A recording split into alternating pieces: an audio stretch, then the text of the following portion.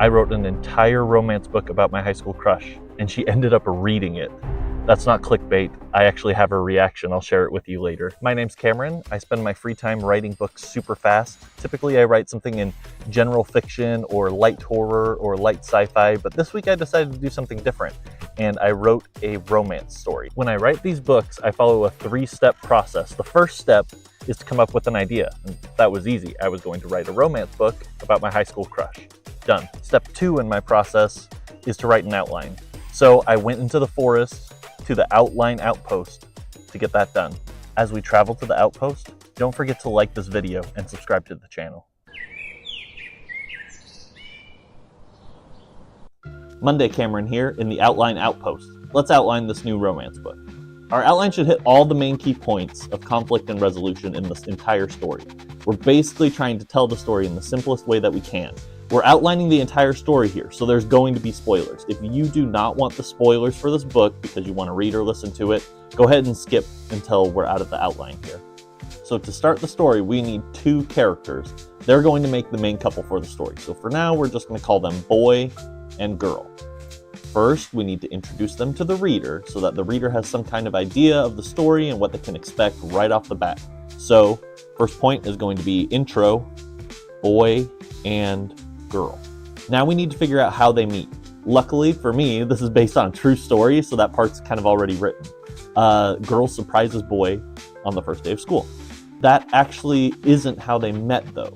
Let's say they met at summer camp years before. So now we need to jump back in time while we're writing and explain that the boy and the girl met at summer camp. We don't need to explain exactly what happened in great detail, but the reader can find out then that, oh, I see, okay, these guys already kind of know each other. So when they get together, it's not a huge surprise. Now what? Do they stick together immediately? Does the boy ignore her? Is there a pursuit from one after the other? I think they're going to hit it off right away and kind of date, but not really date, right? That kind of awkward stage where you both like each other, but nobody really comes out and says it yet. So we'll say boy and girl go on date. It seems like everything's going great, so let's bring in a little drama, right? We need a little conflict, make this story interesting. So they have a great time on this date, but the boy's girlfriend sees them on the date. Now we have a love triangle that we've created. Also, the girl is unsure if she can trust the boy because the boy didn't tell her that he had a girlfriend. The boy isn't sure if he should be hanging out with the girl, right? He starts to feel kind of guilty about this date that they just had. And the girlfriend is unsure if she can trust either the boy and the girl in their time together. So she thinks that she needs to keep an eye on them. Perfect. That's a lot of potential drama. So the boy explains everything away to himself and to others and tries to have his cake and eat it too. He wants to keep dating his girlfriend and keep the status quo, but he also wants to spend time with this new girl. That's going to cause even more conflict eventually when it boils over. So let's make it boil over. We'll say boy kisses new girl. So now this is a sticky situation, right? Because he's past the point of no return. He has to make a choice between the 2 girls. He can't keep playing both sides. So we're going to say the boy breaks up with his girlfriend and chooses the new girl. Now our main boy and girl are officially dating. So we just kind of move through the story. We'll fill in the details later. A lot of this we kind of yada, yada, yada in the outline, right? So I'll just put boy and girl date. The next big step would be they graduate high school. This is currently a high school romance. They graduate. The reason we want to move it forward is because a high school romance is a high school romance, right? Most people don't get married in high school. They don't even consider that. And the next kind of big step in life is, what do you do after high school? Do you get a career? Do you go to college? What's the next step? Well, that gives us a point where we can split the 2 and create more drama. So next we're going to say the girl gets a great scholarship to a great school. So she's definitely going to take it and leave town. The boy, on the other hand, doesn't get into college, so he has to stay in the small town. That physically separates the 2 and allows us to create more drama. Do they try to do long distance? I don't think so. I don't think it's worth it. We're going to say that the girl is smarter than that. And we'll just say that since she's the one leaving, she's going to be responsible, and she breaks up with him before she leaves. Time passes, and both of them move on a bit in life. But then it's time for us to reunite them for a second time. So the girl finishes college and she comes back to their small town. So now she's in town. We'll figure out somehow they start dating again, right? Boy and girl date again. What's the next step? If nobody's going to be leaving town and they're just dating, are they just going to date forever? Probably not. So let's have the boy propose. Girl says yes, and we end the story. No, of course not. Girl says no. Now the boy is crushed. So he leaves town. He's embarrassed. He doesn't want to be around her. He needs some time to take a deep breath and clear his mind. So he just leaves for like a week or two. He realizes she's right. He was rushing into things. So he comes back to tell her. And when he gets there, we find out that the girl already left. So that's kind of a big break in the story, right? She's gone. We don't know where yet. We'll figure out what she's doing while we're writing, but she's gone. So let's do another time jump. She's going to be gone for a while out of town. He stays in town. He gets a job and does something. Now, after that big time jump, it makes the breakup feel permanent for the characters and the reader. Things are a bit more shattered. Both people are on guard now. So after years pass, the girl comes back to town. Now she's back in town again. And the boy is back in town, right? He never left after returning from his short breather.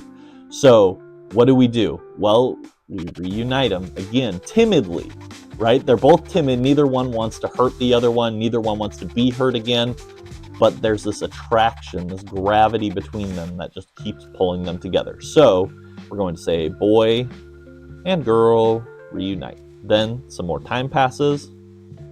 And this time we're going to have a different but similar ending to what could have been the ending earlier in writing. And we're going to say the girl proposes to the boy once she's ready. And he says yes. So we have our outline. Pretty long, a lot of points, but once he says yes, we can end the story on a nice note. We don't need to know their future, right? That's maybe another book, or it's just an ambiguous story for the reader to figure out on their own. But either way, we now have an outline. We're ready to get writing. That's just the outline with the most basic story beats. If you want all of the story beats, the complete outline, and the chapter breaks, there is a free document you can download below that shares all of that. You don't have to sign up for anything. You don't have to give me your email address. It's just an open Google Drive link. And while you're down there, don't forget to click the subscribe button so you can follow along as I write my next book.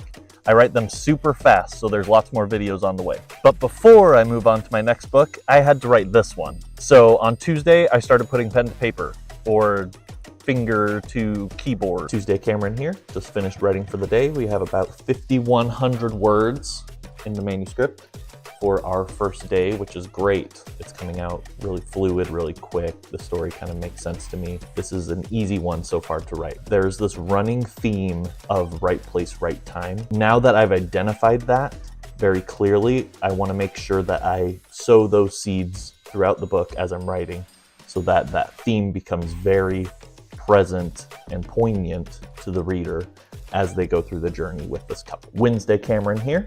I am at about 8,500 words in the manuscript now. One thing that I've really discovered throughout yesterday and today is that I didn't think I was going to like writing romance, but I really do. And I think part of it is it's so easy to connect with the characters because romance or relationships in general are like such a common, universal thing. And they all have highs and lows. There's funny, sad, there's drama in every relationship. So it just kind of feels like this natural story, and it's really easy to tell and just roll through the words and go by step by step by step and connect with these characters and understand what they would do in each situation. Thursday Cameron here, reporting in. I'm about 12,000 words into the manuscript, starting to struggle. I'm at kind of that valley that is difficult for me in storytelling, but I'm just going to push through, keep shooting for the word count, definitely get it done by Saturday. Friday night Cameron here, just finished writing for the evening. I'm at about 16,500 words now in the document, which is great because 16,000 is kind of the minimum word count that I reach. So I'm already there. I have 4 chapters left, gonna write them all tomorrow, and then this book will be done. I'm excited to share it. Saturday Cameron reporting in. The manuscript is done. The book is done. We ended at 19,000 words. That puts it firmly in the novella category, which is great since 16.5 is the minimum that I'm shooting for. Tomorrow I'm going to read it for the audiobook, and you can listen to that right now. So I finished the book. It's called Brett and May, named after the 2 main characters. It's available now on Amazon as an ebook. You can buy it using the link below. Or if you want to listen to me read you the entire book for free here on YouTube, just follow the link to the playlist at the end of this video. If you like what I'm doing here, please subscribe to the channel and follow along. I'm already working on my next book, and this next one's gonna get a little creepy. So if you remember, I wrote this entire romance book about my high school crush. I sent her a copy of the ebook, and she read the entire thing. It was really nerve-wracking, super embarrassing, and I was super nervous, but here's what she had to say about it. So what did you think of the book? Unexpected, but good. I liked it. I thought the way that Brett talked about me was super sweet. I mean, not bad, right? I'll take it. I want to come out and say I do not recommend writing a romance book about your high school crush from 15 years ago and sending it to them out of the blue. That voice that you heard, she is my high school crush, but she's also my wife. We were high school sweethearts, started dating our senior year, and we are happily married. Thanks for watching and subscribing to the channel. If you want to listen to Brett and May in its entirety here on YouTube, you can follow this link to the playlist right here. Or if you want to learn more about my writing process and how I put together books so quickly, go to this video right here.